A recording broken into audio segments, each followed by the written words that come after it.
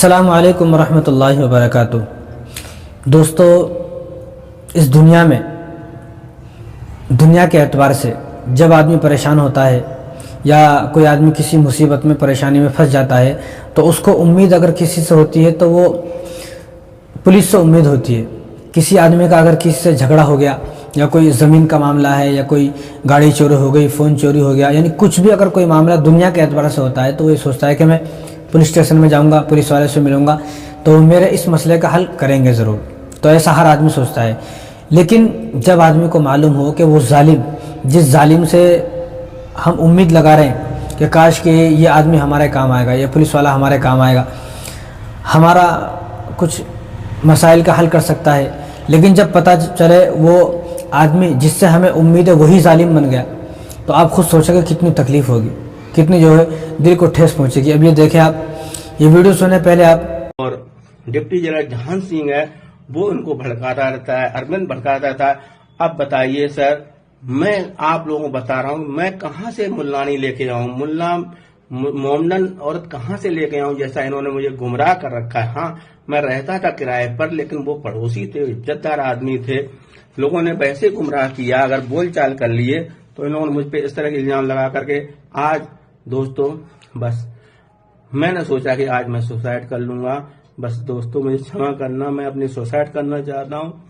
اور آگے کچھ نہیں ہے۔ اگر آپ کو یہ لگے تو یہ ویڈیو وائرل کرنے کے بعد سوسائڈ کروں گا اس پردیپ کشیپ کی وجہ سے، اور مجھے क्षमा کر دینا دوستو۔ میرا کوئی سننے والا نہیں ہے، ادھیکشک ان کے کہنے میں آ جاتا ہے، پہلی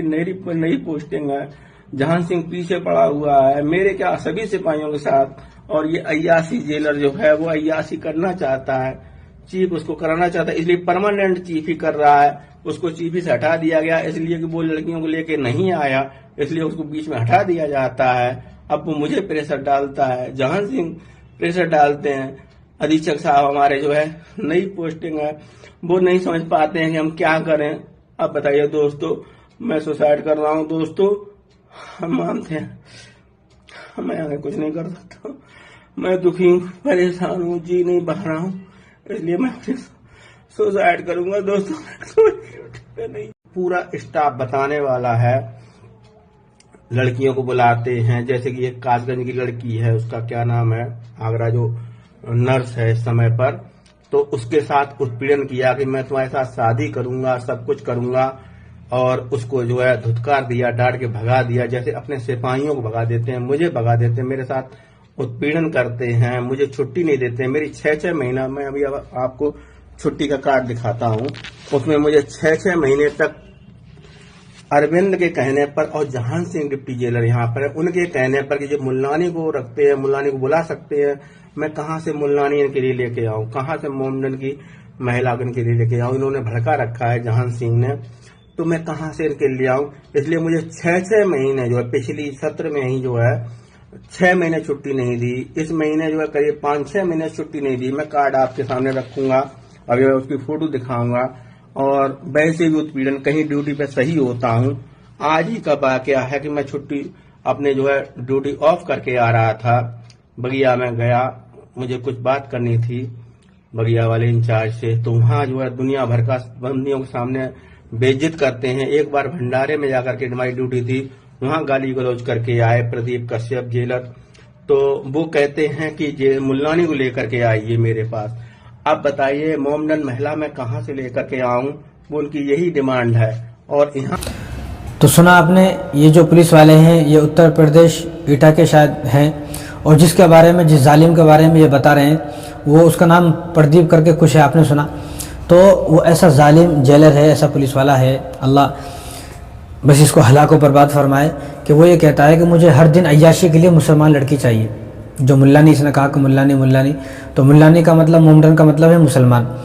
تو ایسا ظالم ہے، افسوس ہوتا ہے اتنا بڑا آدمی اور ایسا پولیس والا آدمی، کہ لوگ جس سے امید رکھتے ہیں، لوگ یہ سوچتے ہیں کہ میرے مسائل کا یہ آدمی حل کرے گا، میں اس کے پاس اپنا کوئی مسئلہ لے کر جاؤں گا تو یہ حل کرے گا، تو اپنی عیاشی کے لیے اس کو ہر دن مسلمان لڑکی ہونا۔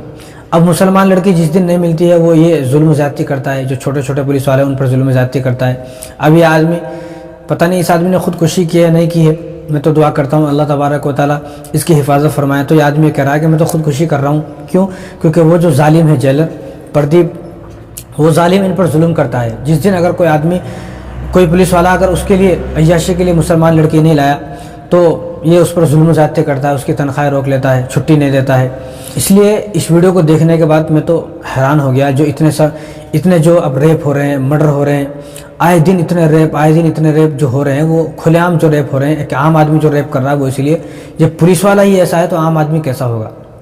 تو عام آدمی کی تو ہمت اور زیادہ بڑھ جائے گی جب پولیس والے ایسا ہوگا۔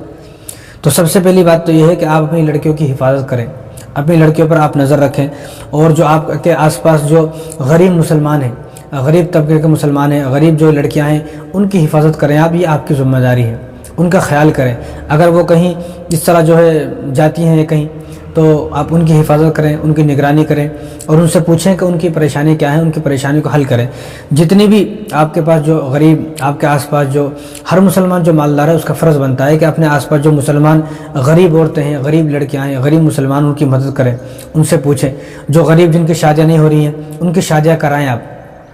ابھی ظالم کی جو اتنی ہمت بڑھ گئی ہے وہ اسی لیے بڑھ گئی ہے کیونکہ مسلمان جو ہے غریب ہوتے ہیں اکثر، اور وہ غریب مسلمان لڑکی جو ہے وہ 150 روپے کے چکر میں، 1500 روپے کے چکر میں جو ان کے پاس جاتی ہے،